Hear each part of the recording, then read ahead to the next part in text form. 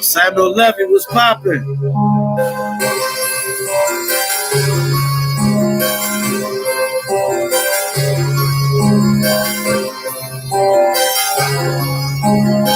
Yeah. William Silver was popping. Benny Blanco in the building. Ray Leon Rivera was popping. Ladyball, what's up, man? There it is.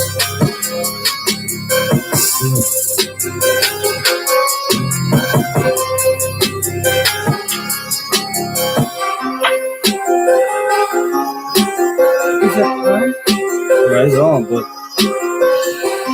Bumgarner, Washington. Honorable mention was popping. Salute. Punch that like button on your way in.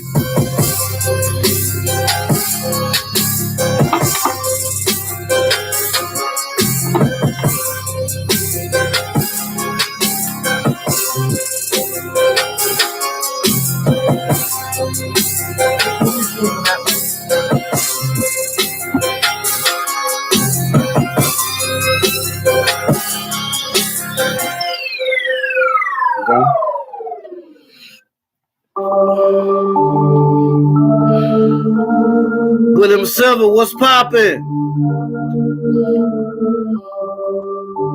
Wow, Brim, what's poppin'? Pistol Game. Punch that like button on your way in. Let them know you up in the building. You know how we do.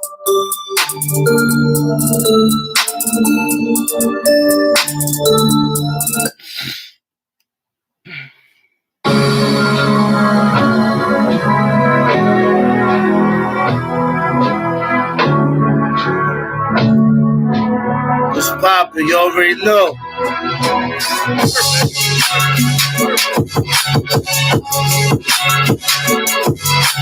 No doubt, Pistol Game, no doubt.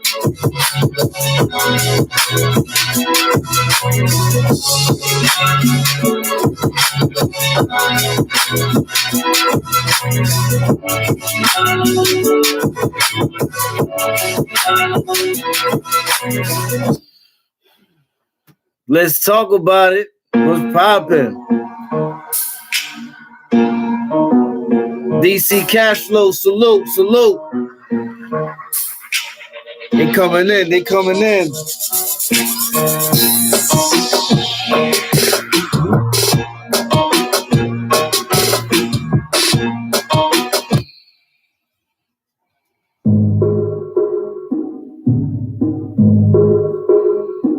Here we go. That's a fact, yo. Today we got an interesting topic today.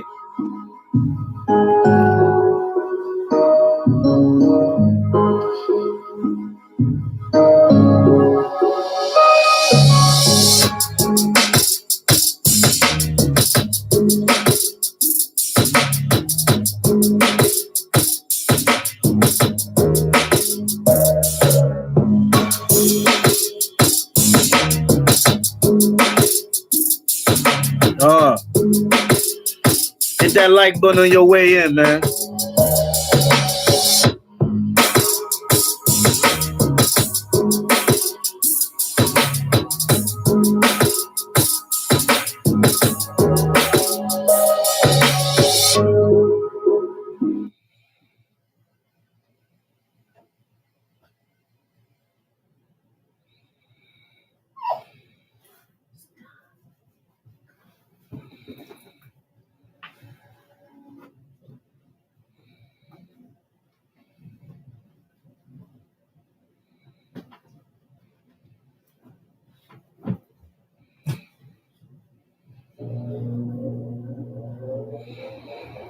Here we go. Steve Nunes, what's poppin'?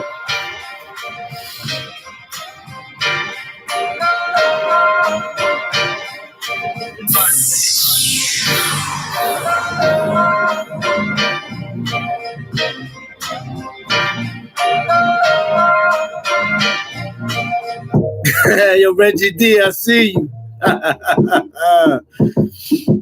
I'm about to get busy in a minute. Jerry McCaskill, what's poppin'? Here we go. I'm getting hyped now. They coming through now.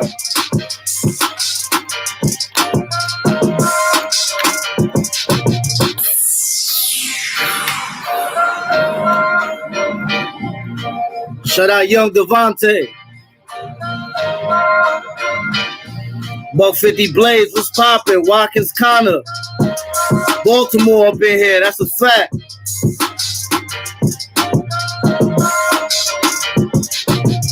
Yeah, we're about to get crazy tonight. Crazy 59, salute. Rodney Butler, salute. Slim the Menace, salute.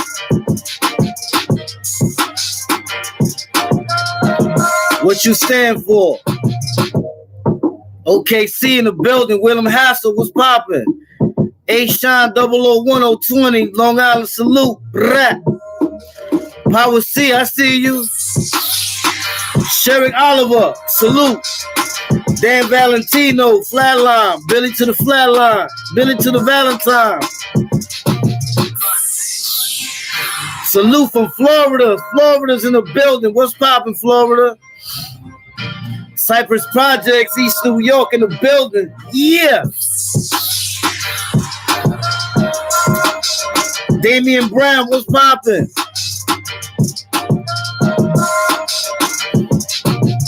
Fast Style 718, you already know. Chris Black, Queens Village in the building. Salute everybody from the Star State. Jay Williams. Kiddo 1K, yo. 183rd and Morris up in here. Rubber Band Clan, I see you, Milwaukee. 212. Hazardous J, there he is. They coming in. Yeah, let's get crazy today.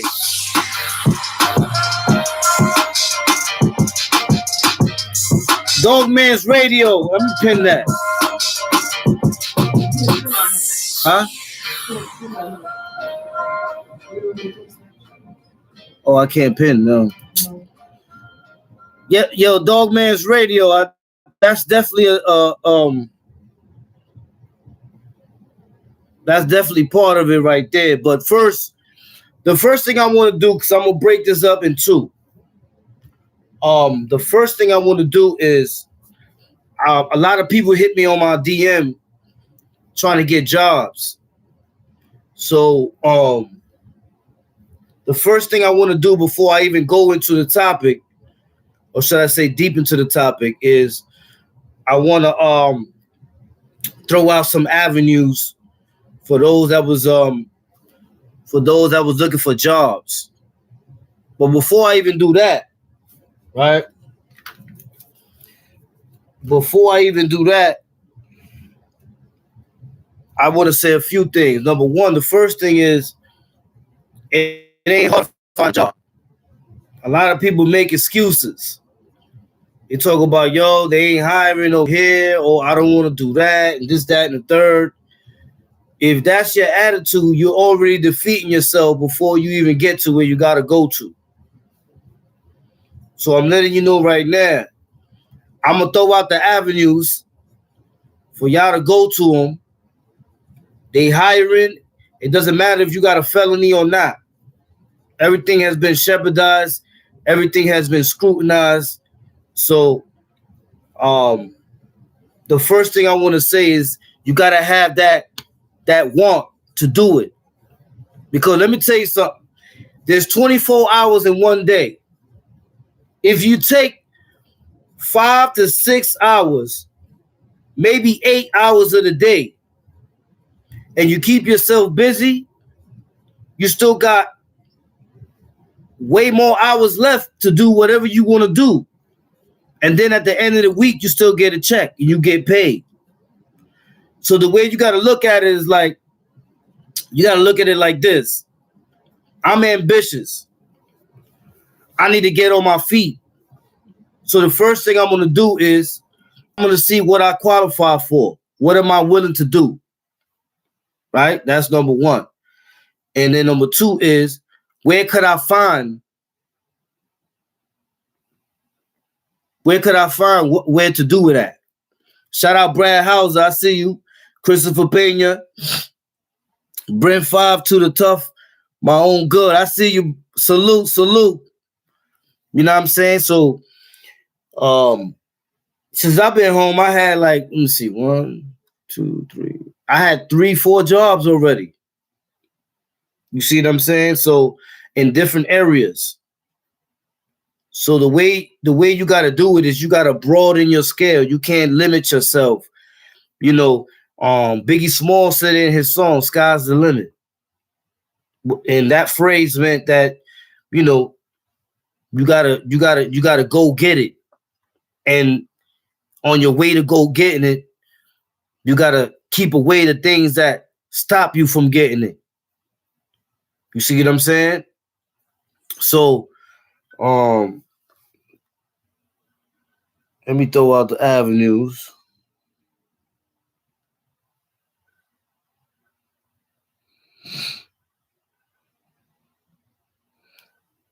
I got a bunch of them. I got a couple of job fairs, and I got a couple of job fairs, and I got a hold on, put my sleeves up. I got a couple of job fairs, and I got also apprentice for those that want to get their apprentice. You know what I'm saying? For those that want to get their apprentice, I got it where if you was a formerly incarcerated, there's plumbers, steam lifters, and boiler makers, carpenters unions are all accepted applications. Some for a limited time in January, some in February. So one of them is let me see.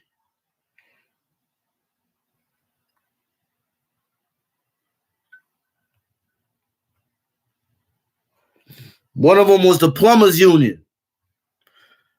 The plumbers union is hiring. Even if you were even if you were a convicted felon, because what happens is that now they have an incentive that's given to businesses that hire ex-felons. They get an incentive for that. You see what I'm saying? So Sincere Jones, he said he got his OSHA too. Okay. So now, even before I get to these, the way you do it is like, first of all, you got all these places. You got Indeed.com. You got a couple of these businesses that post up.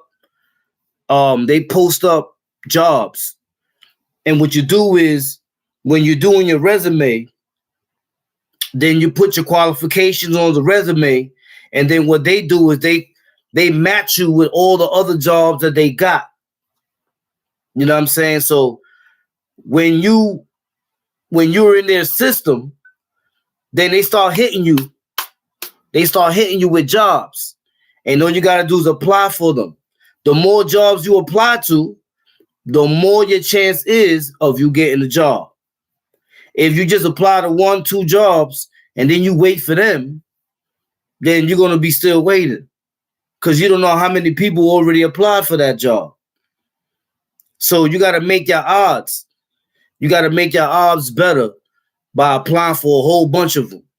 That's what I did. I applied for a whole bunch of them, and I still get called to this day. I get calls. Regular, easy job, fine daily, no resume, not just work. You heard?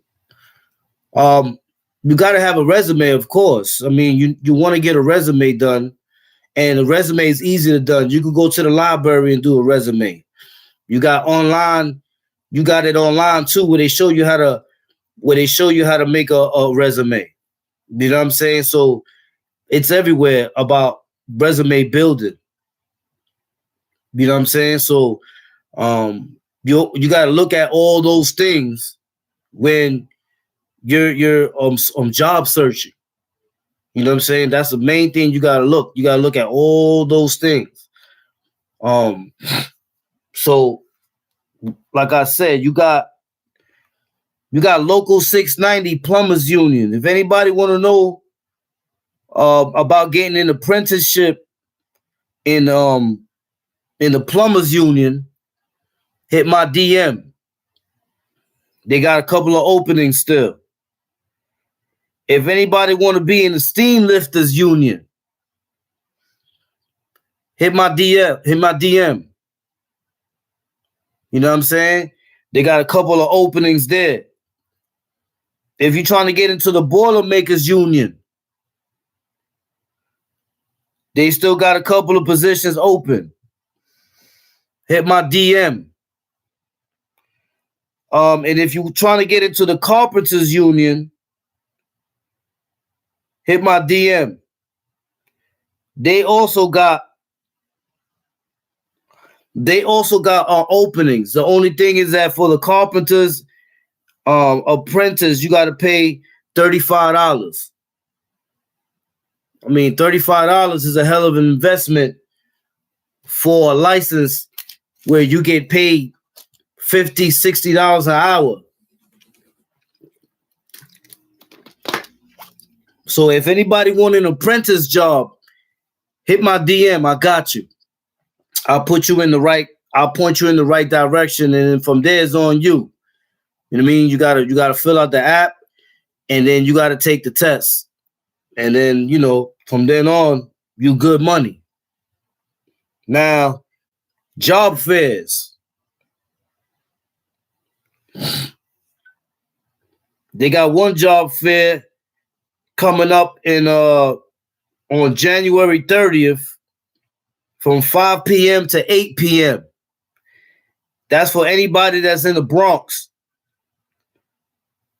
Anybody that's in the Bronx on Pelham Parkway, they got a job fair coming up. And basically, in this job fair, they got a bunch of people that's from different businesses that's coming in looking for employees to hire. You know what I'm saying? So they got, for those who don't know, they got Access VR. Now, Access VR, what they do is you go there, you tell them your qualifications, you tell them what you want to do, and they see if they can invest in you to put you in the right positions also. They would invest in you. You see what Wild Burn World? I didn't see it. Let's ask Wildcat if it's only NYC to get the apprenticeship. NYC? Mm-hmm.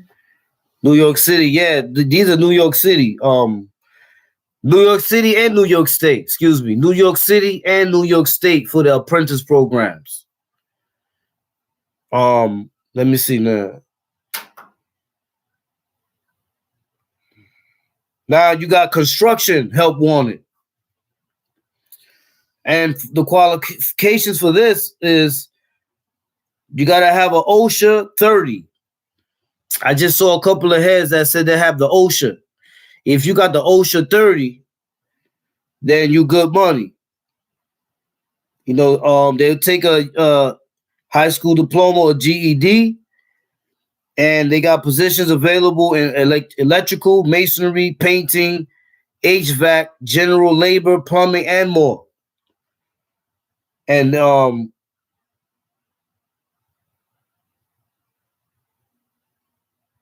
they're open.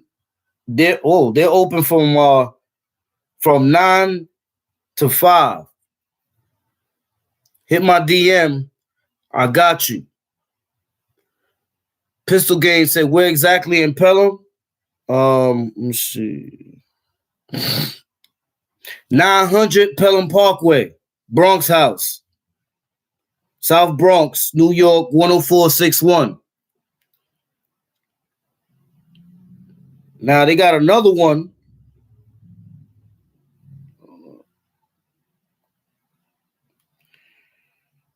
They got another one here too. This one is, let me see where this one is at.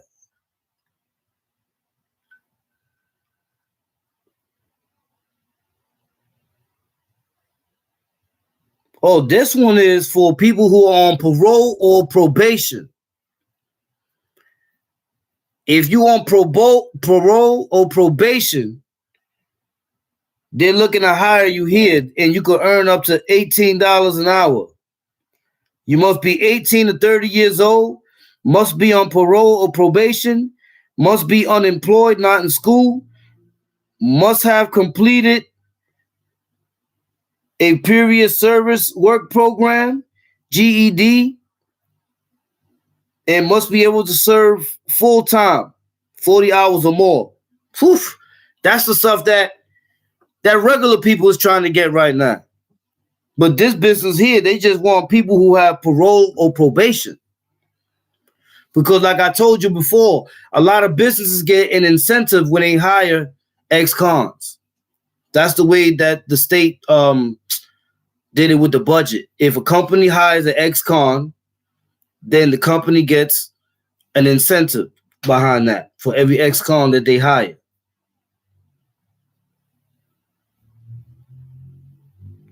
Yeah, Benny Blanco, that's the 12 bucks. That's a fact. No doubt, William Silver. See what I'm saying? So there's a couple of opportunities out there. You know what I'm saying? So what I'm doing is I'm looking them up, and what I did this time is I got the ones that I would say are the biggest paying ones, because these jobs here pay bread. But, you know, it takes testing, which is not hard, and it takes maybe 30 days. But like I said, when you have 24 hours of the day,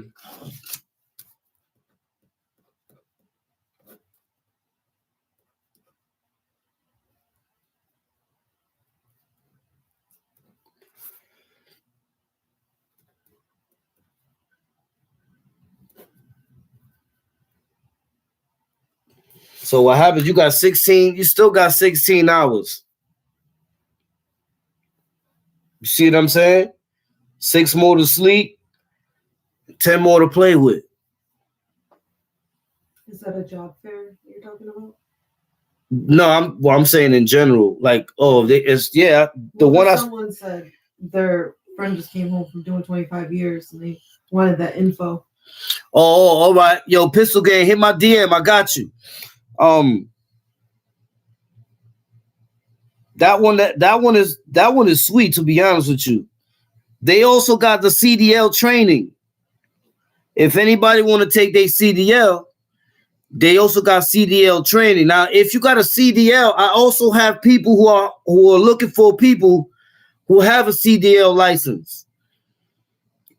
So if you got a CDL license already, hit my DM. I got something for you. I got somebody for you to speak to. And what he'll do is he'll hook you up. He'll make sure you good.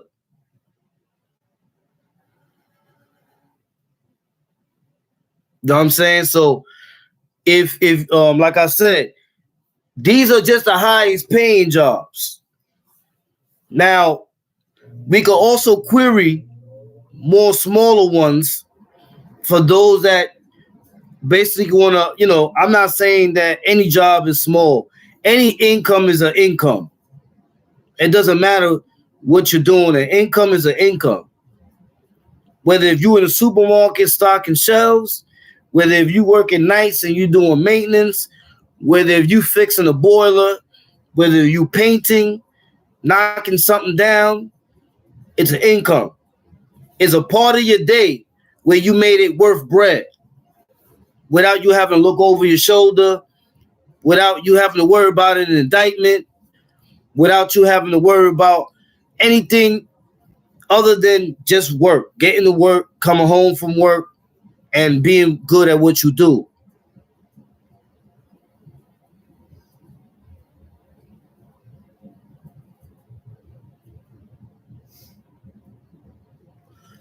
Yeah, you just say I recommended you. Because these the businesses gave these to me. So what I did was I went online, I went to the businesses and I spoke with their secretaries, and the secretaries they sent me all this here. So because I know how to do it myself, but what I'm saying is that they got a lot of jobs that have the training, so that when you get into, let's say you're looking for a job, you got the training to go in there. Because yeah, you say Wildcat. Yeah, they know who I am. They know who I am. They be watching, they be in the chat too sometimes. They surprised me, as a matter of fact. Because they was like, oh, I love your show. I'll be watching your show. I'm bugging. Like, oh, damn, I didn't even know you watched. All right. I bet. You know what I'm saying? And then they was like, listen, you know anybody that need? I said, yeah, let me get the info. Send it to me. So they sent it to my DM, and I started getting stuff like this. I don't know if you can see it. But they were sending me stuff like this. So I got a bunch of them.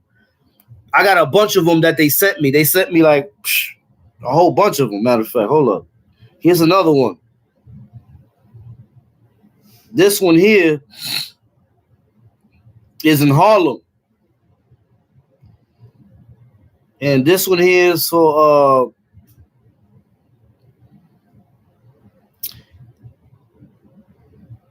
this one here is for younger cats, like around 16 to like 24. You know what I'm saying? And they trying to Starbright City in the building. I see you. They trying to get jobs too. So what happens is that you could send them here. Like if you got a son or a daughter or somebody that you know is a youth, then they trying to work. I got 2 spots that's hiring right now.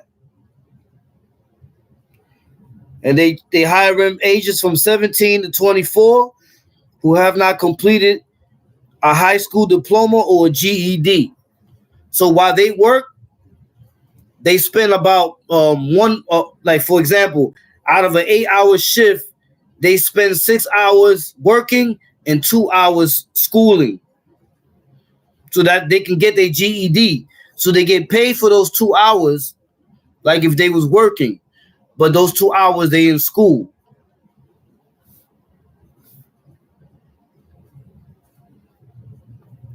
Yeah, they got. I'm saying they got a lot of stuff.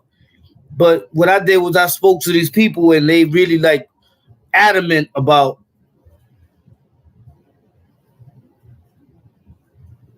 Got you, Best Star. They really adamant.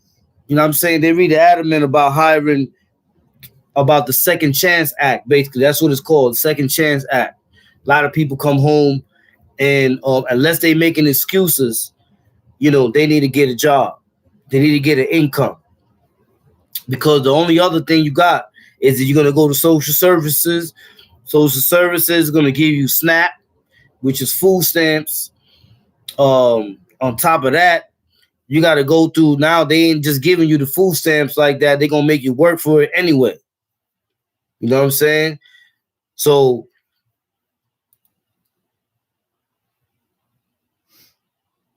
yeah, they're gonna oh, Sheena girl, what's up, Sheena girl? Angel Torres, where you been at? Where you been at, Angel Torres? Loyalty is everything. What's popping? Hold up, they coming in now. I hear this. I wasn't even paying attention to the chat just now. But yo, so this is for ages 17 to 24. They go over there, they work, and 2 hours they go and they study a section of the GED, because that's what it is, GED. So by 6 months into the job, they'll cut their hour one more when it's time for them to take the test. So it'll be good for them because they stay busy and you know, they making money, because ain't nothing better than getting that check at the end of the week. You know what I'm saying? I appreciate you, Pistol Gang. You know, ain't nothing wrong with, listen, if you take 6 to 8 hours of the day and you keeping yourself busy. You still could do whatever you got to do afterwards, but you made money. You know what I'm saying? You made money. So being that you made money is a good thing. It's a good thing at the end of the week. Because now you got money if you want to go buy yourself something, you want to buy yourself some kicks, you want to buy yourself this, and you got money.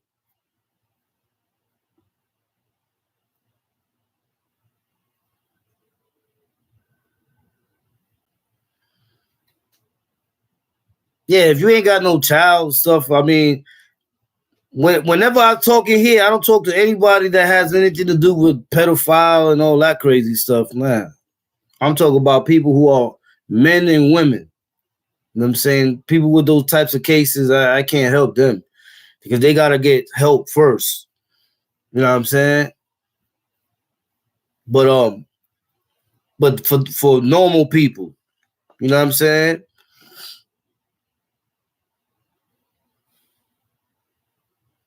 Isidro is Isidro Anaya. What's popping?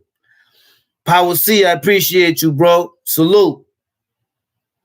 What up, big boy?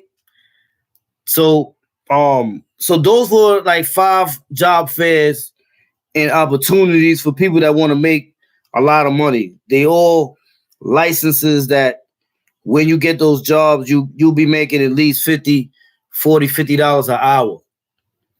You see what I'm saying? $50 an hour. Man, listen, if you work, 3-4 hours, look how much you're making. You know what I'm saying? So you always got to make sure that you make your time worth it. Now, another thing is,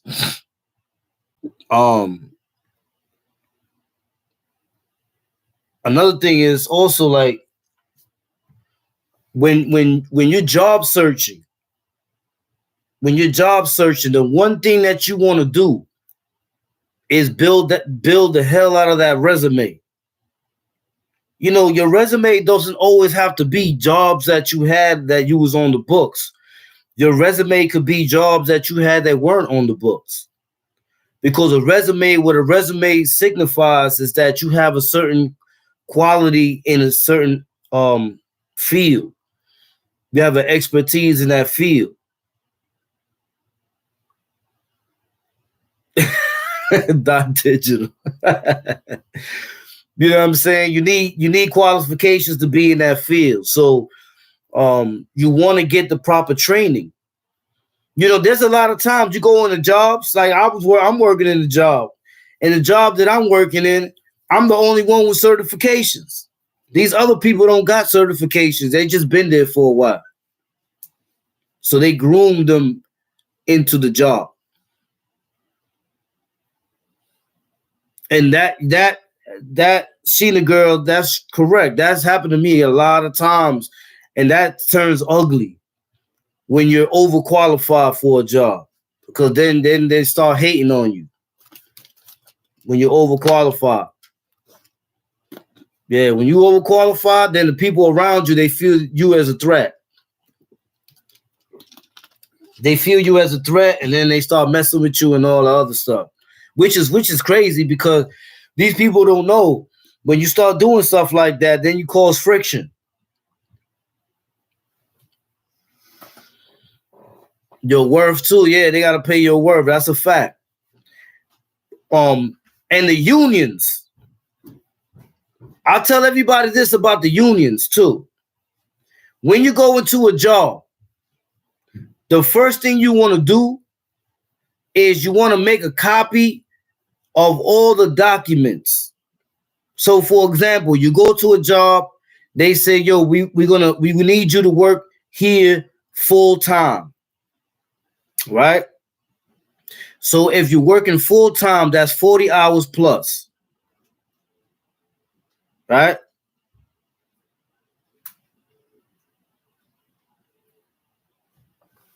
That's 40 hours plus. So when you're working 40 hours plus and the company has a union, they're supposed to put you in a union. But what happens a lot of times is the company won't put you in the union. They told you was there full time, but they really got you as part time in their books, so that they don't got to put you in the union. And then what happens is that you end up working and busting your behind, and they was doing you dirty all that time. They didn't want to put you in the union because they didn't want to cover for no expenses or pay for any types of vacations or leaves. You know what I'm saying? So you got to be careful with that. So let's say anytime I go to a job, and especially if I got the job offline, what I do is I put it in my archives. So if the job said full-time, you best to believe it's going to be full-time. You're not going to tell me that I'm there part-time, because that's not what I signed up for. You see what I'm saying? So you got to be careful with that. You know, that happened before with me. And I had to I had to put in an appeal with the Department of Labor. And I actually won. You know what I'm saying?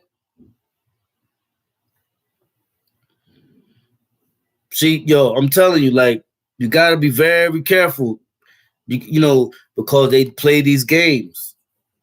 Those be the jobs that don't hire, that don't hire ex-felons. Another thing, remember that New York has what's called the 7-year rule. Right? Remember, New York City and New York State has what's called the 7-year rule. So if it's been more than 7 years since your conviction, you don't got to tell them you got that conviction. I repeat, the 7-year rule in New York State is, if it's been 7 years, if they put it on your how you say it, if they put it on the application and they ask you if you could be convicted of a crime, some of them will say it like they're supposed to. Some of them will say, have you been convicted of a crime within the last 7 years? But then some of them won't say nothing. Some of them won't say, have you ever been convicted of a crime? Now, the law states you don't got to tell them if it's past 7 years. So you could put no, and it ain't that you're lying. It is against the law, because you got to do that voluntarily. So they can't force you to tell you something beyond the 7-year rule. Now, the 7-year rule goes as follows.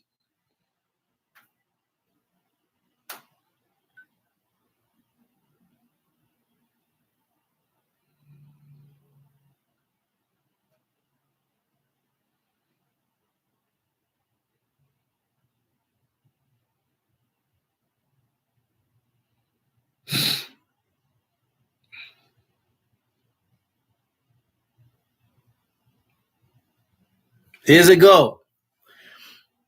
The 7-year for reporting criminal charges on background checks begins when the charges are filed, not when they're dismissed, not when you are convicted. A federal appeals court recently ruled, meaning employers should know that criminal charges exceeding the 7-year limit shouldn't appear in employment screens. I repeat it one more time. The 7-year limit for reporting criminal charges on background checks begins when the charges are filed, not when they're dismissed. A federal appeals court recently ruled, meaning employers should know that criminal charges exceeding the 7-year limit shouldn't appear in employment screens.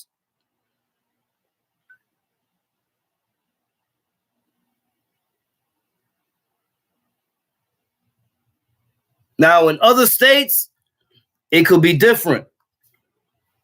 You know what I'm saying? But in New York State, in New York City, there's a 7-year rule.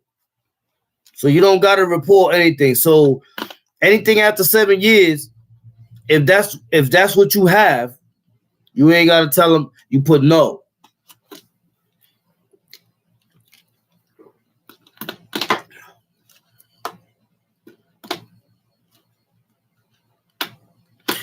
You still pass the background check. Fresh Baker. Salute, Fresh Baker. I appreciate you, bro. Cat, now they just ask you, are you able to pass a background check? That's a trap question. Yeah, but they can't go past the 7 years. You see what I'm saying? So now, if they say that they don't want to hire you because of an assault you had 9 years ago, that's discrimination now. Because now what they did was they violated the state rule. So always remember, there's a 7-year rule to that. So when you go to a job and you see that question on the application, remember about the 7-year rule. You know what I'm saying? Remember the 7-year rule. Don't sell yourself. Now, if it's within the 7 years, you found recorded.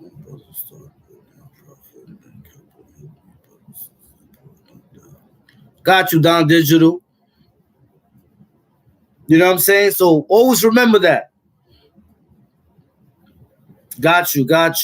Always remember that. There's a 7-year rule. So if the application is supposed to say, have you been convicted of a crime within the last 7 years? That's what the application is supposed to say. Some companies don't put that. They just ask you straight up, have you ever been convicted of a crime? Now that right there, that is a little too broad. So you're supposed to know, like, you're supposed to say no.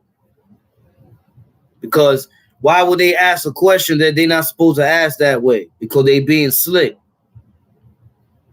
They want to know from where they can't get. They want to see from a nest they can't touch. So don't sell yourself.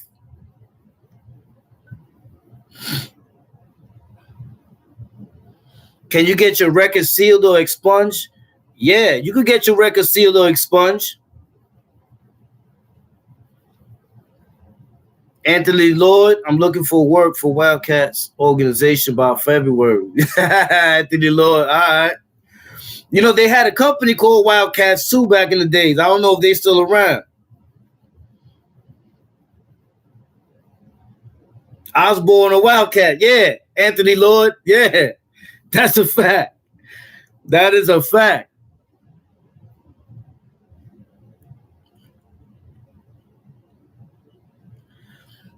Yeah, it's like, no, what it is a 7-year rule. What the state did, what the state was like, hold on, man, we're not gonna be reprimanding people for things they did over 7 years ago.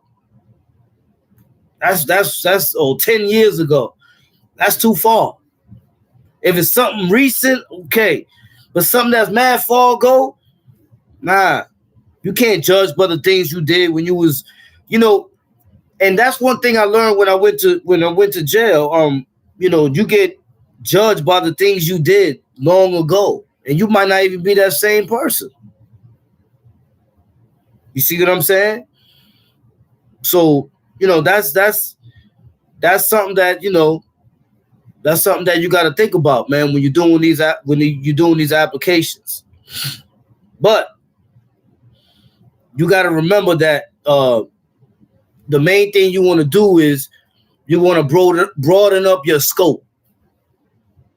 You know what I'm saying? You want to broaden up your scope, and you want to get your message across to the employer that you are qualified for the job. Because the way I look at it is when I saw the applications like that, I'd be like, no. Go ahead and say that I lied on that app. and I'm gonna tell you that you violated the rule on that app. So it's gonna be a stalemate. You ain't gonna be able to do nothing, and you can't do nothing to me.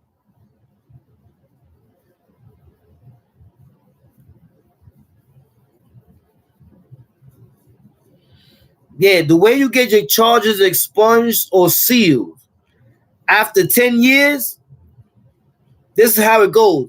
After 10 years, what's good, Morris? After 10 years, CC, what up, CC? After 10 years, what they do is this. It becomes sealed to the point where they can't use it against you. But you got to go and get what's called a certificate of relief. And the certificate of relief relieves you of all barriers. Matter of fact,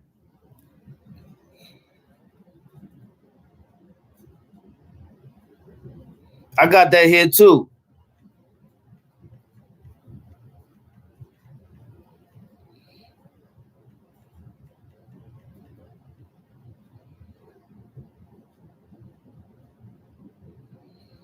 Actually, I got applications for certificate of reliefs. If y'all looking for applications on certificate of reliefs, hit my DM, man. I'll send you the application. You fill it out and you send it in. But I got the application here for a certificate of relief.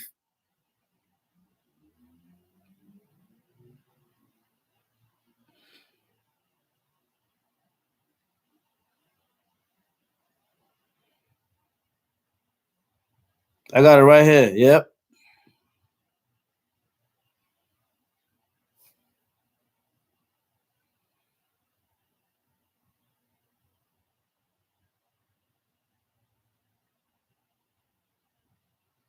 Okay, here it is.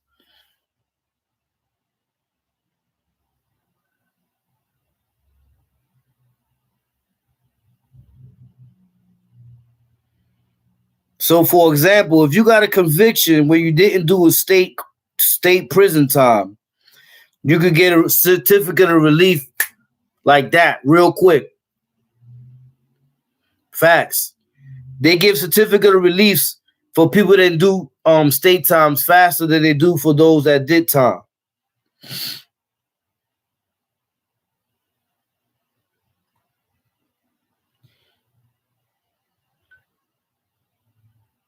See, so what can a certificate of relief from disability do and not do?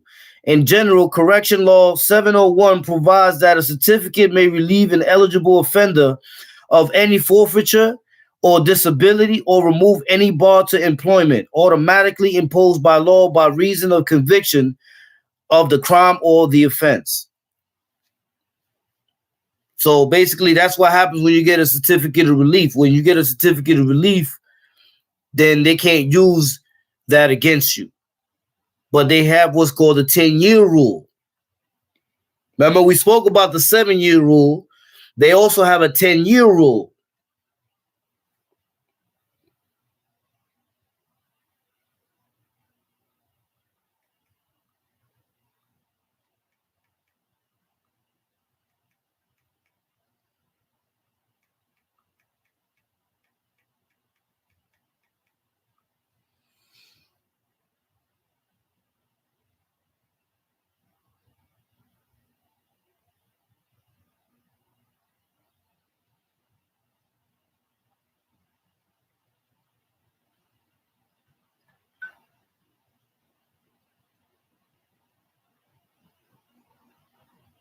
See? So if you've been arrested for a felony but were later found not guilty of committing that crime, your arrest may remain on your record for 7 years. However, after that 7-year time, the arrest is no longer allowed to appear on your background check. You are eligible if you have been crime-free for at least 10 years since your conviction. Right? So, for example, when I was released from the state and I went to the feds, can they use my federal charge against me if I go to a state court? They can't. Reason being is because the charge that I got in the feds is not a chargeable offense in the state.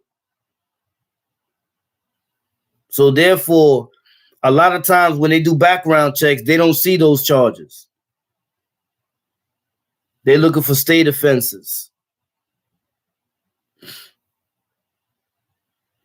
You see what I'm saying? So you got to remember. So now if you're clean for, let's say you go to the, you go and you do your time, and then next you know, 10 years has passed by and you get released from the Fed somewhere. All that time count. Because you was locked up in another sovereignty. You wasn't locked up in the state sovereignty. So therefore, all that time counts. You was without a conviction in the state. There's nothing they can do about that. Unless the charge that you got in the feds is an equitable charge in the state. If it's not, they dead and stinking. They can't do nothing about it. You're a first-time offender now. Because now when you go to court, for example, you go to court for, I don't know, for having a fight. And you go to court, they're going to R&R you. Because everything that you got is over 10 years. They know they can't use it. They know you was 10 years scot-free, clean, without having to committed a crime, whether if you was locked up in another sovereignty or not. And according to state sovereignty, you didn't have no convictions, you good.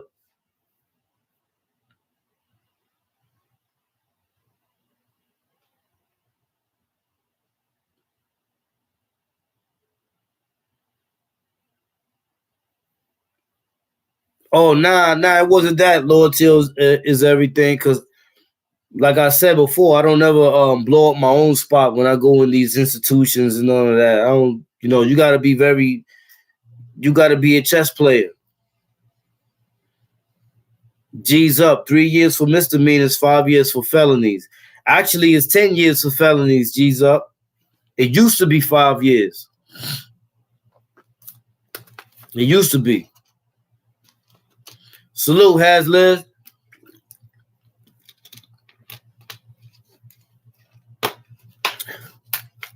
So you always got to remember, all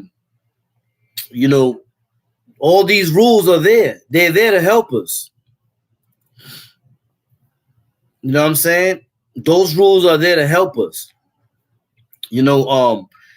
Those rules are there for us to know them.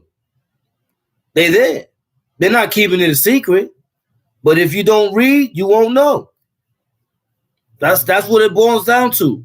They'll give it to you, they'll put it in your face. But if you choose not to read it, that's on you. They're not going to force you to read it. They're not going to force you to learn. It's up to you to want to learn. If I didn't know these things, I probably would have been like an undocumented worker, just working my ass off for a paycheck, knowing that I'm supposed to get more.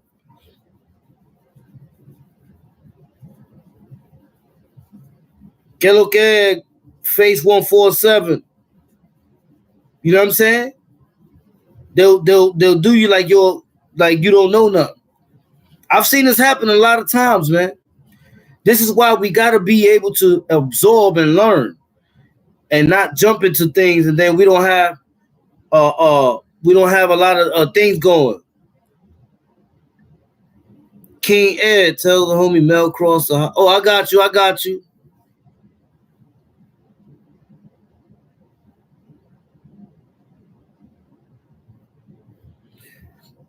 Splash Alka TV. What I would say is, depending on how much you did out that parole, if you got 1 year and 10 months left, usually around that time is when they start considering whether they're going to take you off or not. Because what happens is that, you're a waste of money. If you don't really need supervision, then you're able to live and adjust to society. That's a fact. Free housing is there too. Just that the waiting list is long as hell. I know some people that will go to the shelter, By the way, I have to go to the shelter. I gotta go to the Wards Island like in 2 weeks to give out coats. I gotta go in there. I got a box of coats, man. I gotta give it out to the homeless up in there.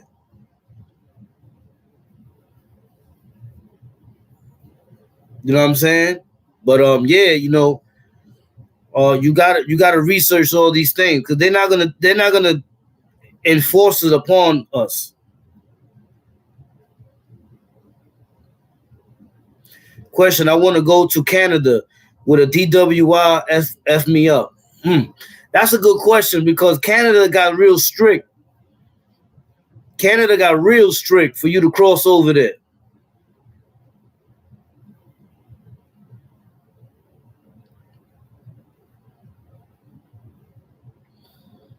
You know what I'm saying? So, yeah, you gotta when you going if you're going to Canada, it's gonna be kind of hard, man. Jesse Gustin say Canada will not let you in with a DUI.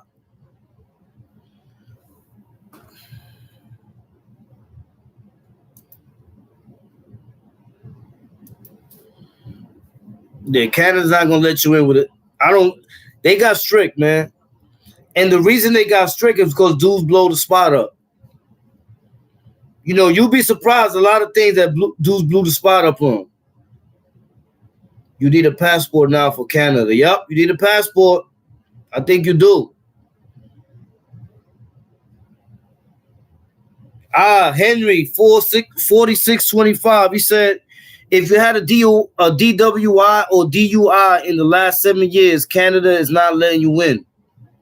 Look at that. No felony.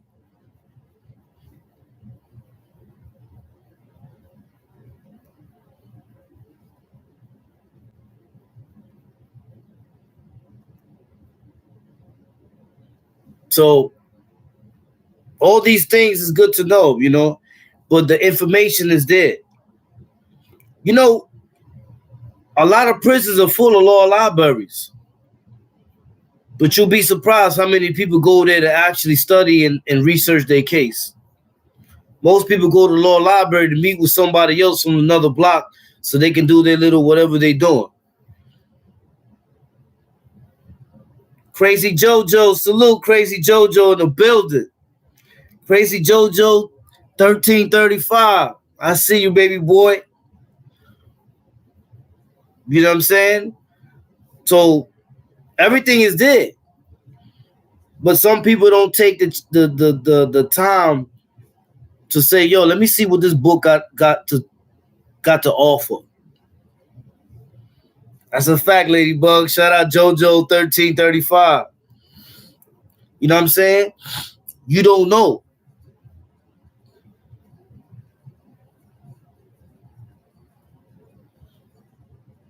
Yeah, Church App there.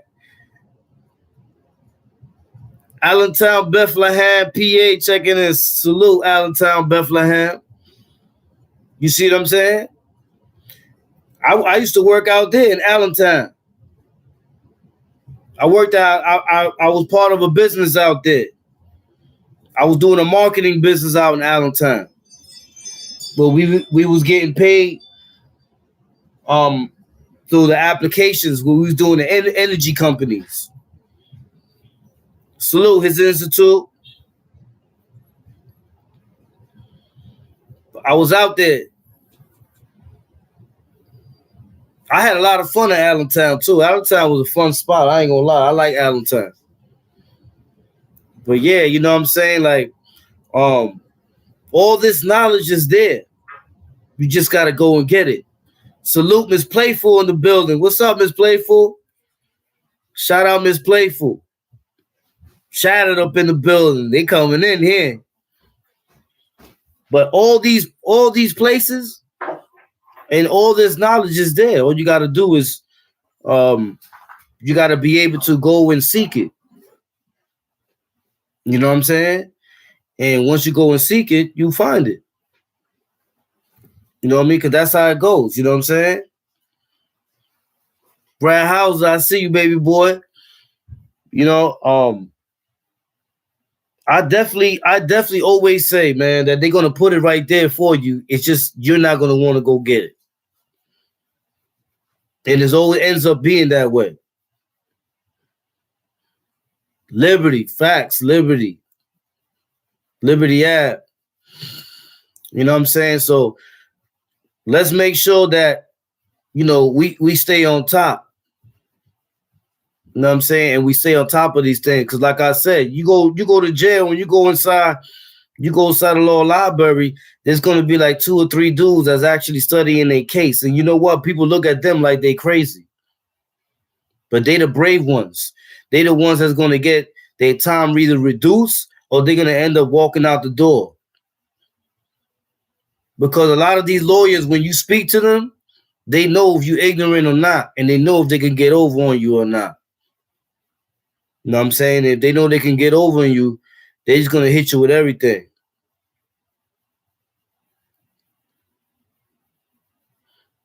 You know what I'm saying? So the knowledge is there. So all you gotta do is seek it. And you'll find it. Because they're not hiding it from you. They say the best hiding place is right in front of your face.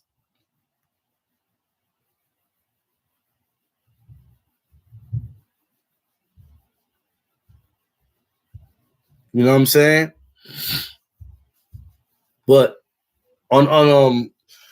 so remember about the 7-year rule, remember about the 10-year rule, remember that you could get a certificate of relief and that you can't get your conviction not expunged, but it depends. You could get a conviction expunged if it's been a while and they haven't made a decision on them. Sometimes the judges don't render a decision and they leave the charge wandering there. So sometimes when you go to court, you be like, yeah, but what happened with this case? And you're like, oh, I thought this case was over, but the case ain't over. Because the judge didn't make a decision. You got lost in the records or something like that. It happens.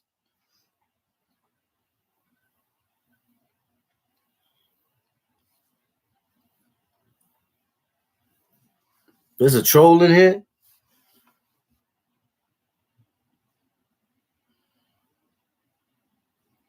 Where the troll at? Who's the troll?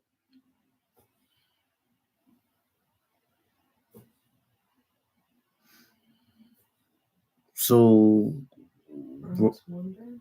who he's talking about? Bronx Wonder, I got him. Oh, you got him? Mm-hmm. Let's do up out of here. So, those are the things that you need to know. You need to know all those things because they'll get you further, and people can't do you wrong. You know what I'm saying?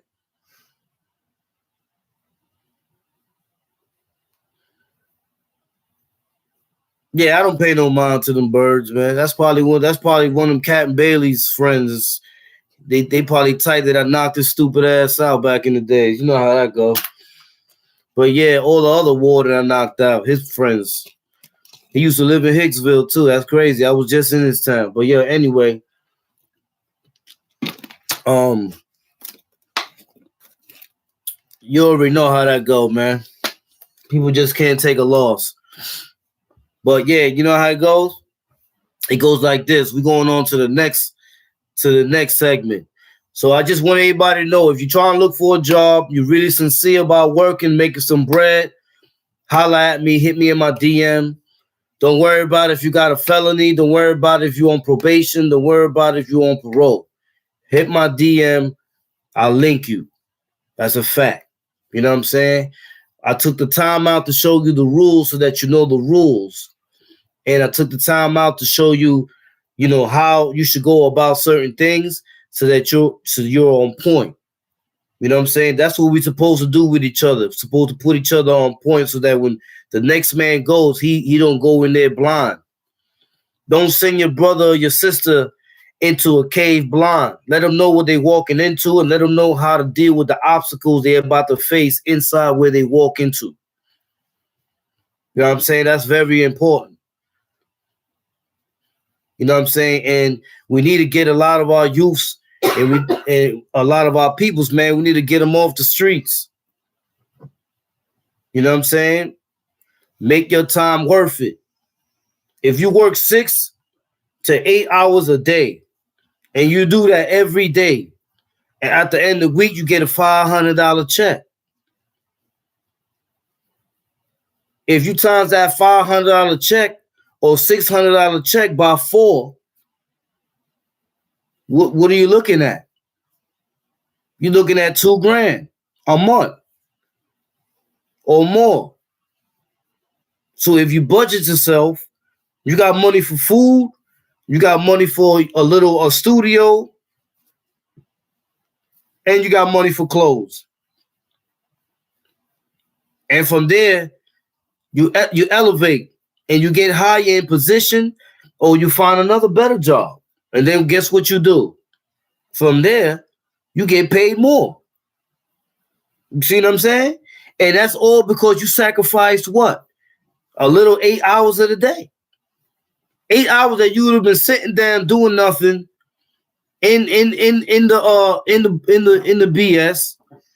You took that time and you say, "Yo, I'm a mop. I'd rather mop some floors, paint some walls, put in some windows, fix some pipes, or do all this stuff here that exercises my brain, and I'm gonna get some bread at the end of the week." Everybody that works really feels the Friday. The people that don't work, they don't really feel the Fridays. The people that work, they feel the Fridays because they was working all week, and when Friday comes, it's lit. It's like you setting a bird loose out of a cage. He's ready to go. He's ready to go to the club. He's ready to go over here. He's ready to go over there. He's ready to go. He got bread. He ain't got to worry about not being able to pay to go over here, not being able to pay to go over there. If he got munchies, he ain't got to worry about having to get money for to eat. Salute Jamaica. Salute my boy Scully. You know what I'm saying? So if you have that incentive in your brain, because when I started working, no lie, I started working when I was like 15 years old. 15 years old, I was working. No matter what I did in the street. My grandfather always said, "Listen, man, no matter what you're gonna do out there in the street afterwards, you can't take 24 hours and none of them be worth any money." How you gonna have 24 hours of the day and you ain't worth nothing for those 24 hours? You gotta make yourself worth at least 8 of those hours out the 24. You know what I'm saying? Yeah, I know some people that started with King Manolo 01. I know some people that started airbrushing on Jamaica Ave back in the days in the Coliseum. They used to do the airbrush T-shirts. Next thing you know, they got big and they got businesses all over the place. For those that's from Queens, they should know. Back in the days in the Coliseum, they used to airbrush shirts. Same place where you used to get your fronts from, downstairs in the basement. You know what I'm saying? Yeah. So you can make your bread.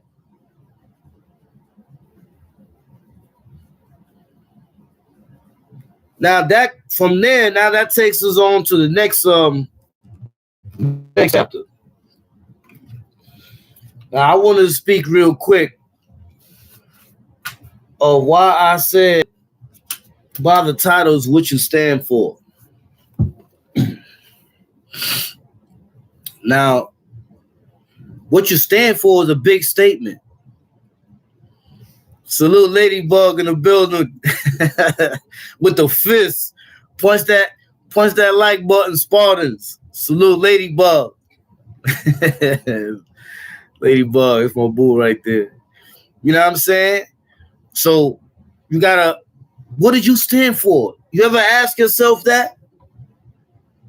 You know, a lot of people, Shirt Kings, what's that at? Peter Lopez. That's a fact. That's a fact. You know what I'm saying? Salute Russia in the building. Russia is up in here. So, when I say what you stand for, so sometimes people will hit me and say, yo, or they'll write in the chat, why do people join gangs, and why do people join cliques? Why do people what makes them different than anyone else? Well, I say it's cause and effect. It's what you stand for. Some people I saw in my DM was hitting me up. They were saying that they were saying something about that the Spanish, they look out for each other while the blacks fight with each other, and so on and so on and so on. And I was saying that's not true. The reason that's not true is because I've seen it with my own eyes. That is not true. I seen all types of dudes fight with each other. I seen people fight with each other and they were the same race. That don't mean nothing. It's all about what you stand for. You know what I'm saying? What you stand for as a man before anything. Before anything. It's about what you stand for as a man. If you say, yo, I'm against oppression, right? Facts, Blaze Biggs. If you say I'm against oppression, then you're against oppression. You don't discriminate. It's equal opportunity. No matter who the person is, what the person is, it's equal opportunity. If you oppress and the person transgress, that's just the way it goes. You know, you got dudes, because I saw a video the other day, and I saw, matter of fact, somebody sent me the video like 5 times with the old dude with the belly with the tank top on and the slippers, and put the he the dude had me dying laughing. The reason he had me dying laughing is because he was tight. Now, how can this dude be tight? It's over. What he's saying is that certain dudes were saying certain things about what they was doing. I'm gonna tell you straight up like this. As much as a knucklehead as CK is, dudes were doing that. Dudes were taking beads and all that and putting them on and doing all kinds of wild stuff back then because it was war. It's like when 2 football teams play against each other, you see the mascots from one side and the mascot from the other side. They throwing shots at each other. So the mascot from one side, he might grab, yeah, I've seen that too. But the mascot's going to shoot at the other mascot. You see what I'm saying? And that's just the way it goes. Original Wayno in the building. What's poppin', Wayno? Salute.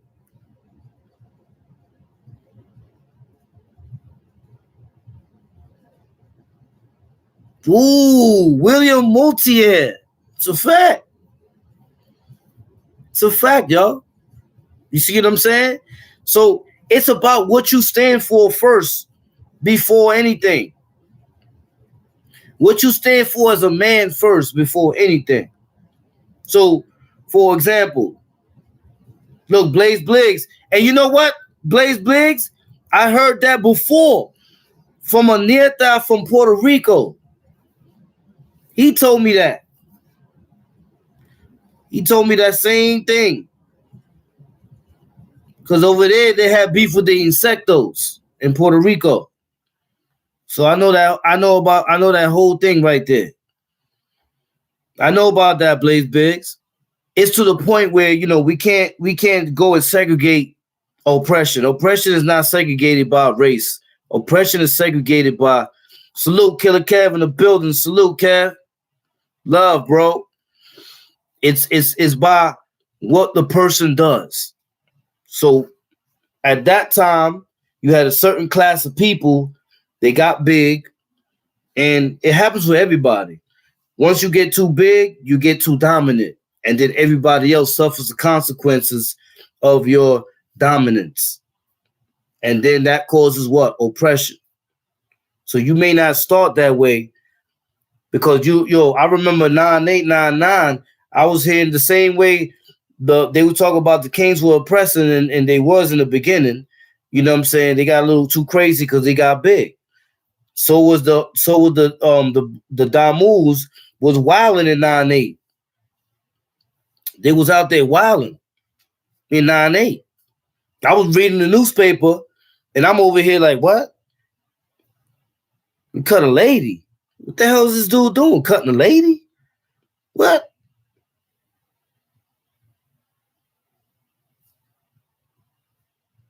You see what I'm saying?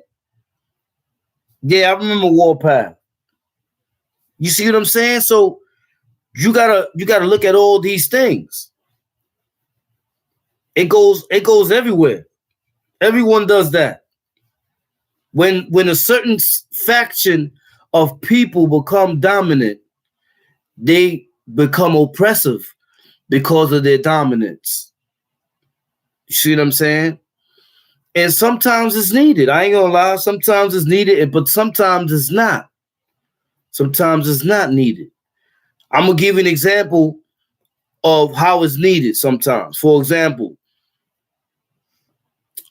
when I came on the island, I came on the island on my different stuff. You know what I'm saying? I came on the island. When I came in the house, the first thing I did was I went, brrrah! The whole house is looking towards me like, what? Who's that? Yo, why he do that? They didn't understand why I did that when I came in the crib. Next thing I did was I saw two dudes sitting on the table. And they had a phone list. So I was like, yo, what's that? All I did was take my bag with my property and put it on top of the bed and came back out. And I went straight up to the table like, yo, what's that? Yo, that's the phone list. Like the phone list. What you mean the phone list? They was like, yeah, you want to use the phone? I said, do I want to use the phone? What? Went right to the jacks. Bing, bing. Took the jacks, put them in my pocket. Pulled out the scalpel and said, yo, let's go to the bathroom. Yo, what's up? They were looking at me like, yo, what you doing? I'm dead in the mics, yo. I don't go on phone lists. Right? So now they looking at me all crazy. Like, yo, son got a scalpel. So dude was telling the other dude, he's like, yo, you want to get the broomstick? The dude's like, yo, the broomstick, that nigga got a scalpel. Nah, somebody got to have something in here. And then I went back to the table. I said, listen, man, I'm not going to be waiting in the bathroom if you're not going to come in the bathroom, you know what I'm saying, so we can get busy. You know what I'm saying? So I'm going to tell you like this. This phone here is for tarantadans, and this phone here is for real dudes. The real dudes get on this phone. The tarantadans get on this phone. That's how we running the phones in here. All that list here, the list, you could do the list for the tarantadan phone.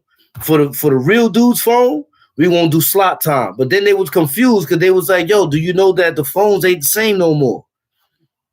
So I'm like, yo, what you mean the phones ain't the same no more? They was like, yo, the phones ain't the same no more. The phone is by a pin, and you get 2 6-minute and 1 15-minute call. So I'm like, what? I was like, oh, that's why they gave me that number? They was like, yeah. So I was like, oh, okay. I was like, the phones are still dead, yo. That phone right there is for the tarantarans. This phone here, because when I want to use the phone, I'm not getting on no line, bro. I'm letting you know right now. That ain't happening.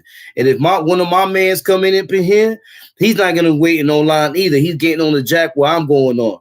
So that's why that other phone is for real dudes only. You know what I'm saying?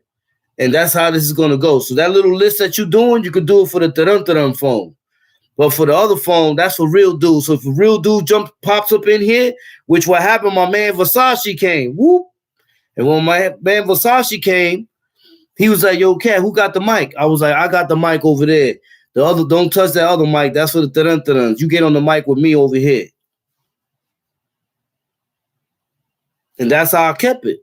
Then dudes had these little beefs. They had like, for example, they had beefs where they were saying, "Yo, I can't be in the crib with these people because they Crips or whatever." I'm like, "What? Why not?" I was like, "Hold on." So, we doing colors now? What's this, 1986? I was like, "Yo, let them dudes live, man. Long as nobody violates, it's all good." So them dude, they came to me like, yo, that's some real shit. I was like, yo, listen, man, as long as you real, you're gonna be real no matter who you are, no matter what you represent, you're gonna be real. You can't represent a whole nation. You gotta represent yourself.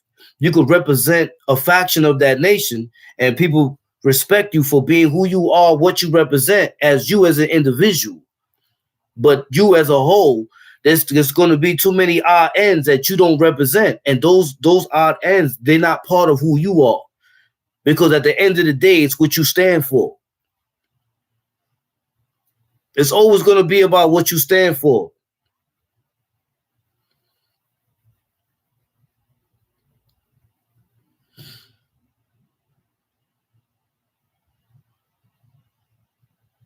You know what I'm saying? You know, but like I said, this is why I never differentiated. I was cool with everybody up north. I was cool with the smoke. There was smoke dudes that was in there. You had Young Guns. Yo, shout out to YGs, man. There was some YGs in there. They was my peoples, man. That we used to be bugging out. And then you had OYGs. I met the OYGs when I was living on 155th in St. Nick Place.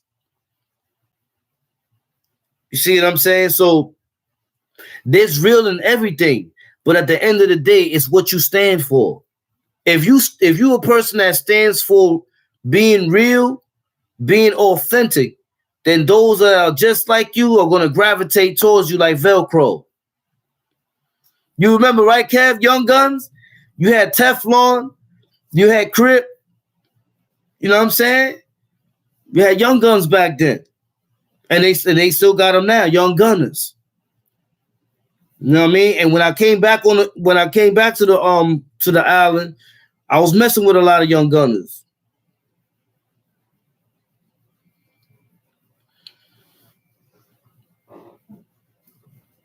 Yeah, shout out Big Iz, man. Shout out Big Iz. I be forgetting about son. It's been a while, you know what I mean? But I left them in the box. That's Paparazzi Poe and them YGs.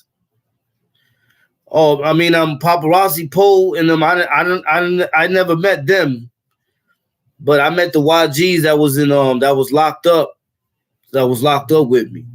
You know what I mean? That's why I was messing with a lot of YGs.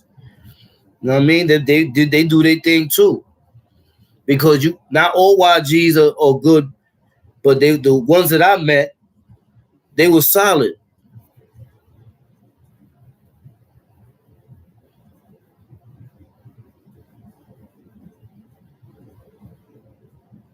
Ooh, that's right. Somebody said it's a historical fact. That's a fact, Kev. That's a fact. You had the YGs, you had Teflon in them. They were banging right along with us. You had some smoke that was banging right along with us. You see what I'm saying? You had God Bodies that was banging right along with us.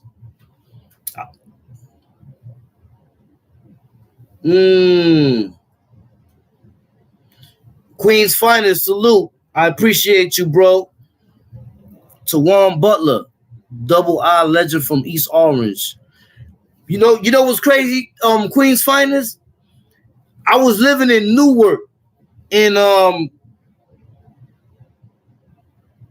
2010.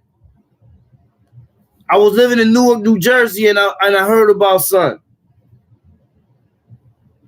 But I didn't meet him. I didn't get to meet him though. I was back and forth, but I heard him because I went by Ironbound and I heard about him too over there. I don't know if you ever been to Newark, but on Ironbound, I heard his name mentioned over there with Country and them.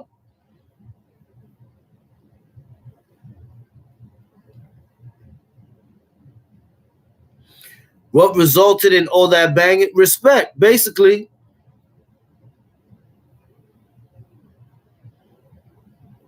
Yeah, J.E. Moneybags, 155th, and St. Nick Place in Manhattan. That's a fact.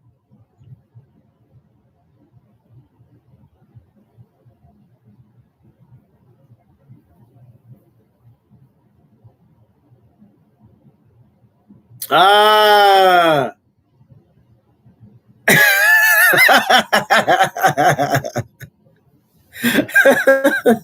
Hey, you kept crazy. But yeah, you know what I'm saying? It's all about what you stand for. If you stand for being an honorable dude, no matter who your enemy is, he's gonna respect you, man. Let me show you how much. When I was in the H and they kicked me out the H the first time, they sent me to 3C. 3C in the NIC. Peep it. When I went to 3C in NIC, you had all the bandits that we ran out of on 1B. They had them in there. Right? So here it is. They kicked me out. They kicked me out the Bing because I won my case at Writ Court. And how did I win my case at Writ Court was I didn't sign the rule book. And because I didn't sign the rule book, I can't be held accountable for anything I do. I never got a rule book. I don't know the rules. So when I went to Writ Court, I put in an Article 71 of writ, and I told him, I said, listen, I ain't never got a rule book. The judge went and looked on back of the card. He's like, you did get a rule book. I said, Your Honor, I did not get a rule book. That is not my name there. And when he looked at the name said Ronald McDonald. He looked at the name, and it said Ronald McDonald, and he looked at me. He's like, damn, man, he pulled a fast one. But the law is the law. He told the SEALs right there, take off his chains. So they got mad. They got tight. They're like, yo, man, he's going to get away with what he did. Get away with it. The judge's like, listen, man didn't get a rule book. What you want me to do? He didn't get a rule book. You see what I'm saying? So they sent me to 3C. When I got to 3C, it was already tension because they saw me at the gate. They didn't even open the gate yet. They saw me at the gate and they was already starting to scramble. I'm looking at them from the gate and they scrambling to get weapons and all that. They like, yo, we can't let him come in here. He's one of them dudes from 1B. You know what I'm saying? Nah, they blowing up the spot. I'm at the gate like, shh, chill, yo. Let me come in the crib. Yo. Shh, chill. Don't blow it up. They running around picking up chairs and all this other crazy stuff. I'm like, yo, yeah, I blown it up, man. Chill. Let me come inside. We could get it on. Y'all, it's all of y'all against me, just me. Come on. Let me come inside. The same way I give it, I take it. But let me get inside, though. Stop blowing it up. But they blew up the spot, man. They blew up the spot to the point where the CO ain't want to open the gate because he's like, yo, you got beef with them in there? I'm like, nah, I don't got no beef with them. They probably having an anxiety attack. I don't know what's going on in there. He's like, hold on a second. He's getting on the walkie-talkie. He getting on the walkie-talkie. He talking about. I don't think we can put him in there. Next, you know, the captains and all of them is coming up upstairs, and they was like, "What's going on?" I'm like, "I don't know what's going on. I'm waiting for him to open the gate. I'm trying to go in there to put my stuff in my cell." But these dudes,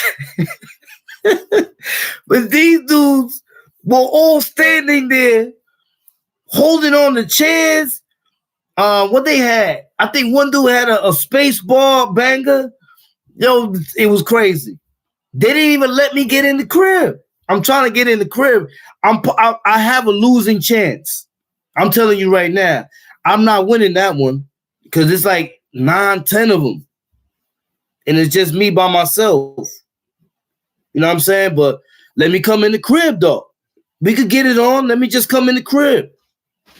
They ain't let me come in the crib, man. So the captain moved me, put me on the other side, and that's how I ended up on the block with the Central Park Rapo and all these other dudes.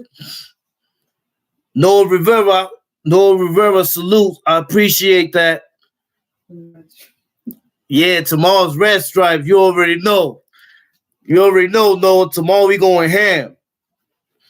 Tomorrow's not for profit because you know when I start playing music, this I hit with copyrights. But let's see what happens, man. I'm working right now on beats on my own, and I'm gonna change things up in a minute.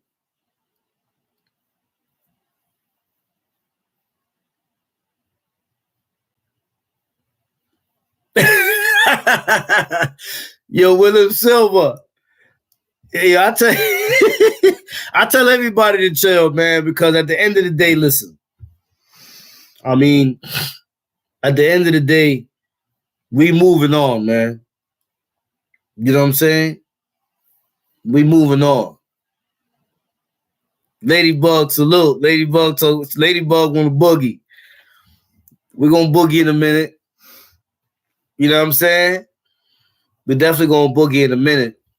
But I got to be like very cautious of how I do it. That's why it takes me a little longer than usual because they be smacking me with copyright violations left and right. So I got to do it the small way. You know what I mean? Because I ain't trying to get all these copyright violations. But yeah, you know what I'm saying? Like, it's about what you stand for. Facts, Kev. You know I love you more than life, bro. You already know. So it's about what you stand for, man. There's an example. I knew I'm walking into a losing battle, but I got to do it because I stand for something. And if I diverge from what I stand for, then I never was honest about what I stood for. You know what I'm saying? So, you know, that was just one example. But you got people that are stand up in all types of factions, man. People that come through that you're going to meet that ain't going to see you. You know, how many times people done been on the wall and police is beating up on some dude there and dudes are still on the wall. You're hearing this dude get beat up and you stood on the wall? Hell no. You got to come off that wall, bro. You can't watch somebody get beat down.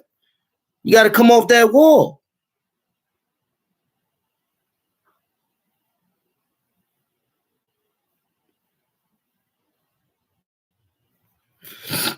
Yeah, I've been hearing a lot of stuff about Sharon the Worm, man. They ain't been good, man. But I got to do the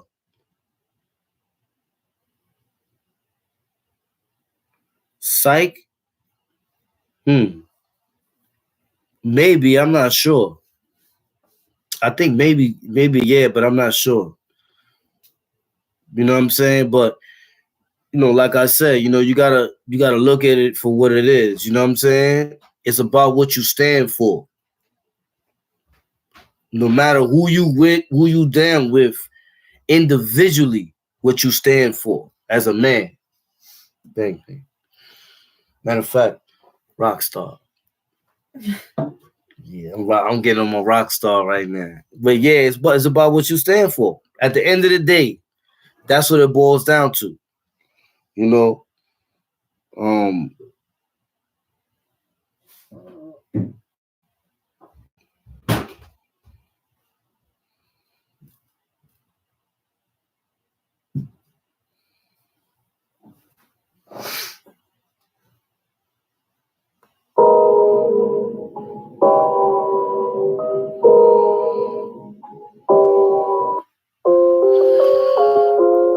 yo, I need to know where y'all at.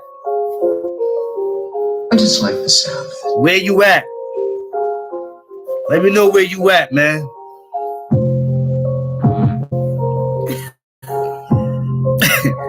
I'm gonna set it off. East New York in the building. You know what I'm saying? Where you at? Shout out Josh Patricio. And he got a new joint. Boston, Massachusetts in the building. Brownsville, Brooklyn in the building. Lawrence, Massachusetts. Arizona's up in here. Connecticut, Groton, Sunset Park. Worcester, Massachusetts. Harlem, Montreal. 183rd Katrona, Elm City, Flatbush, Brooklyn. Rochester, Avenue D, Cleveland. Brooklyn, Bowie, Maryland. Haiti, salute Haiti. Soundview, South Passaic, Boston, Massachusetts, Coney Island, Groton, Connecticut, Troy, upstate, 617 Boston up in here. Chattanooga, Baltimore, Lafayette, 11368.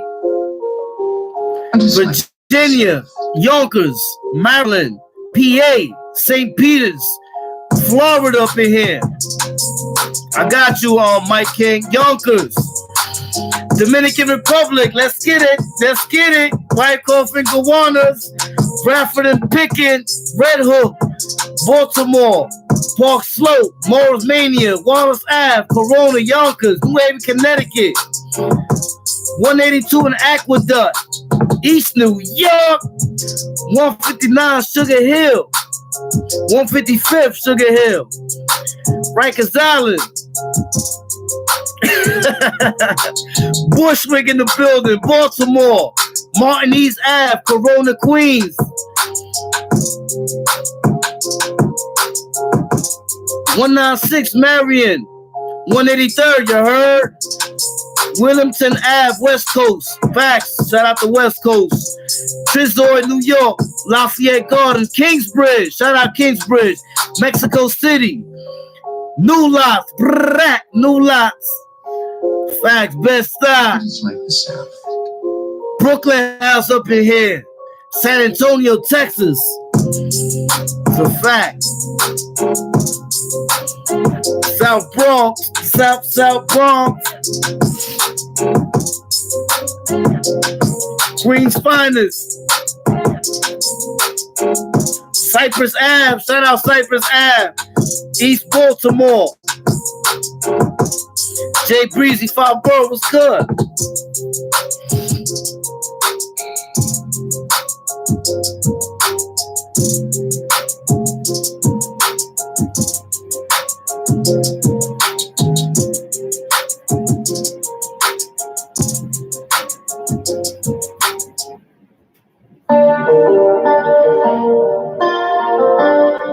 Yeah, I thought I'd play this, man, because I'm working on something right now.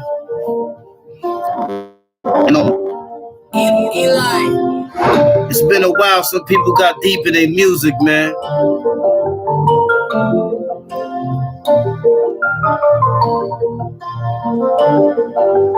Girlfriend got that heat, bitch.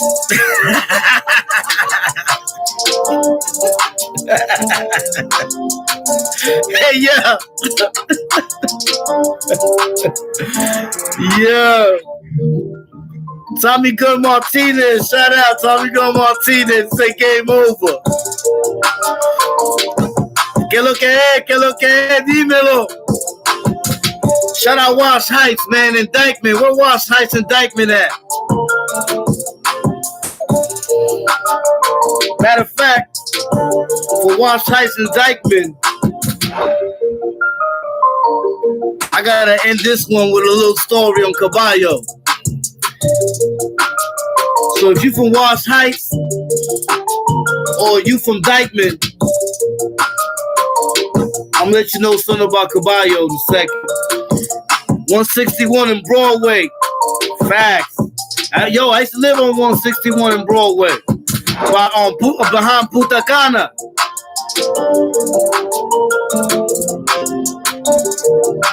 Sherman in the building. That's a fact.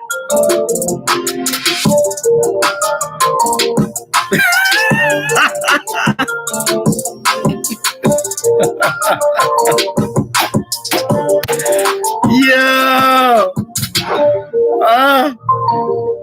Monroe Ave, Cristo Rey, Santo Domingo, Copeg, Long Island.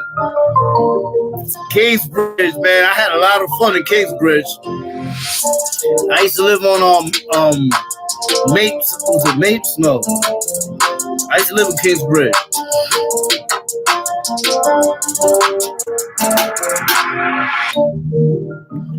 Shout out my hats, Billy's, Shines, Mozzie's. Shout out all the hoods, man. Rough Riders. Shout out my son Ganga Lee, just came home, man. That's my son right there. Shout out Ganga Lee, man. That's my boy, man.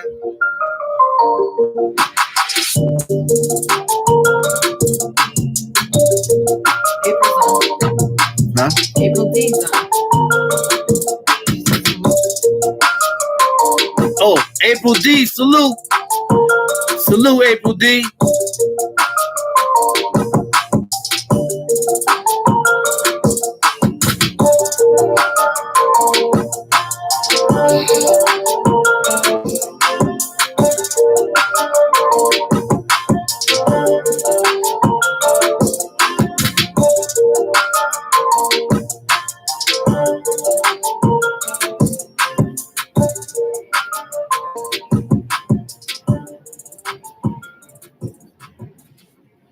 And yo, for those who don't know the history, I'm gonna give you a quick little history check right now. Shout out Wash Heights and Dykeman. There was a Dominican. His name was Julio Cementerio. He's one of the original Trinitarios. His name is Julio Cementerio.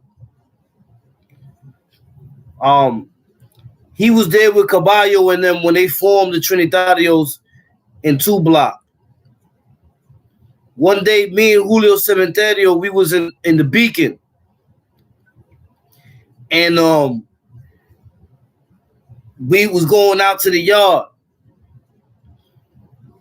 Julio Cementerio sets it off. He sets it off when we coming out of the unit and they're about to take a left to go to the yard. He sets it off and he eats it. What was he? I forgot what he was, but he ate the dude's food, something proper. Wow. But then he didn't get to bling his gun on time, and then he started fighting with the popo in the hallway.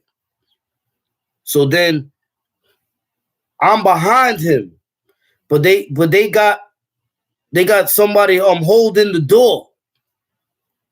So because we were in cuff, I banged through the door. When I come through, me and Julio Cementerio, we was getting it on with the squad or whatever, because the squad came and we was fighting in that hallway, no lie, for about 10 minutes. We in there fighting.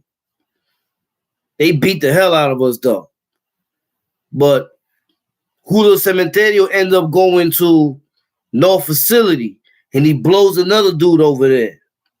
And then when he goes from North Facility, he blows a dude over there. For those that don't know, Julio Cementerio got life. He got natural life. He's never coming home. He was just off the meat rack.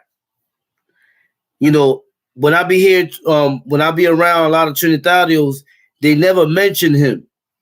because they, you know, a lot of them can't go that far back. But Julio Cementerio, son was no joke. That was Caballo's, besides Junito, that was Caballo's right-hand man right there. Yeah. That was Caballo's right-hand man right there. And he put in work with me in the Beacon. Son was no joke. You know what I'm saying? That's just a little history lesson for those that be claiming Trinitarios but don't be knowing they history. Because I know there's a lot of people know about Caballo. They heard about Caballo, never been around him. You see what I'm saying?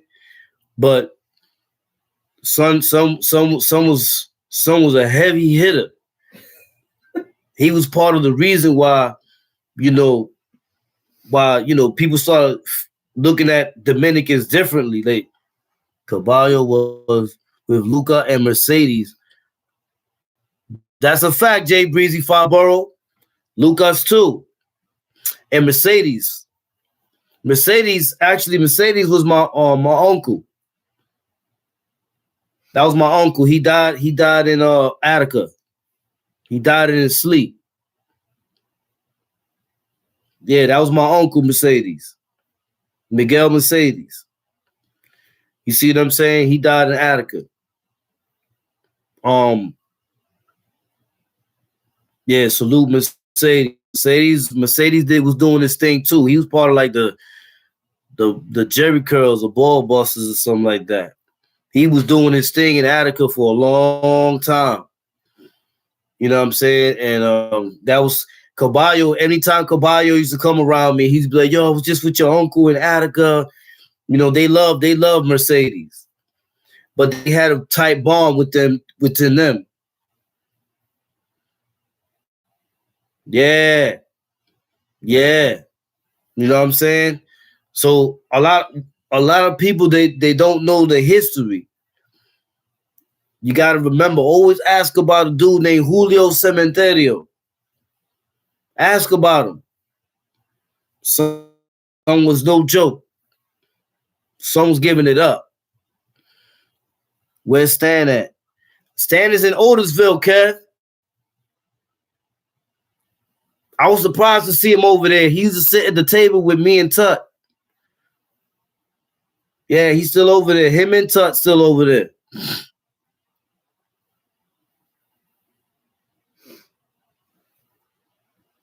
Facts, Ty Boogie, I see it. But you know what I'm saying? That's a little something for my Dominican peoples, man, that, you know, I'll be saying, yo, yeah, Mercedes co-defendant, that's a fact. Matter of fact, he's the one that got at me and told me that about his death so that I can go to the funeral. They had the funeral in Jersey. But yeah, you already know, you know what I'm saying? They was all up in there. That's when they started it. And like I said, man, you know, straight up official. Straight up official. So for those the Dominicans that didn't know Julio Cementerio, man, ask about him. Do your homework. My step-pops really told me about Caballo, Mercedes, and Cementerio. Put in major pain. Facts, I rap. Yeah, because I don't never hear nobody speak about Julio Cementerio. I'll be bugging out. I'm like, what? Hold up. Y'all forgetting that some was cutting the police, and he cut the police in the neck somewhere in HDM. Some was going ham. You know what I'm saying? Yeah, someone's going ham, man. Trust me when I tell you. Someone's going ham, man. So I like to give respect where respect is due, man. That's one brother right there that represented hard body. Never told on nobody, never ratted, kept it official tissue all the way through. You know what I'm saying? And with that, y'all know what time it is.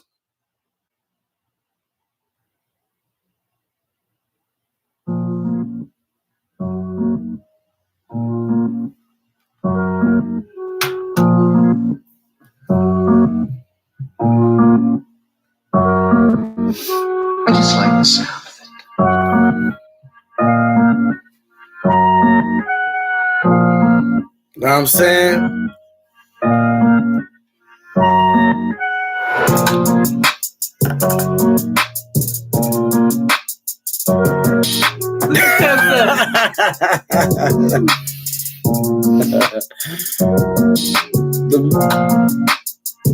Yeah, Assassin BX, they was. Dominican Power, they was putting it in at that time. Oh, little Chicky, little Ray Ray, yes. Perico.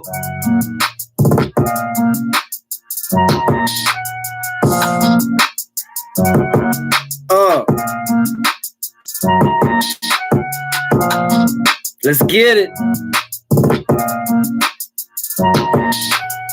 Yeah, we're gonna send KK to the DR for we're gonna send him to DR for a little bit.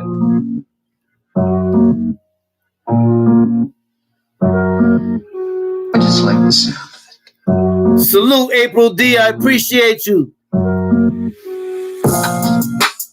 Shout out April D in the building.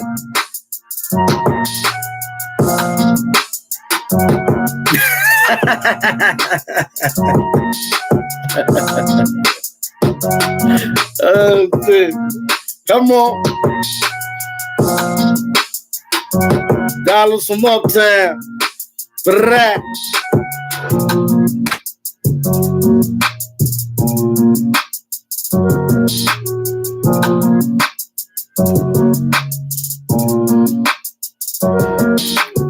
Yo, thank everybody for coming through. Y'all already know, man, another session in the books, man. I'll be back tomorrow, but you already know tomorrow's Friday. So tomorrow's going to get crazy up in here. So, Dead Arm, salute Dead Arm in the building. He just got in here. I see you now. I love you, boy. I'm going to hit you in a little while, Dead Arm.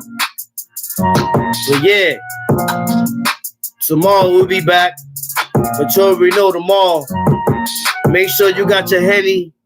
Make sure you got whatever you gonna get up on. As long as it's not dope, coke, crack, or K2 or pills.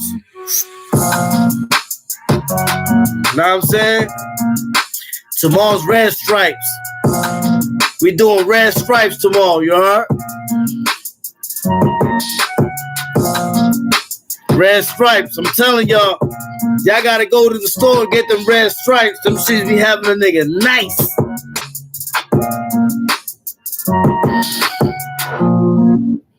How about that? Yo, you can't take no meds tomorrow. Tomorrow we drinking. You heard? Purchase your tracks today. Salute everybody. I love y'all, man. Stay up, man. Be safe. Stay sucker free. And always continue to strive, man. We're gonna get what we got. We're gonna get where we supposed to go. As long as we intend on going there. We out.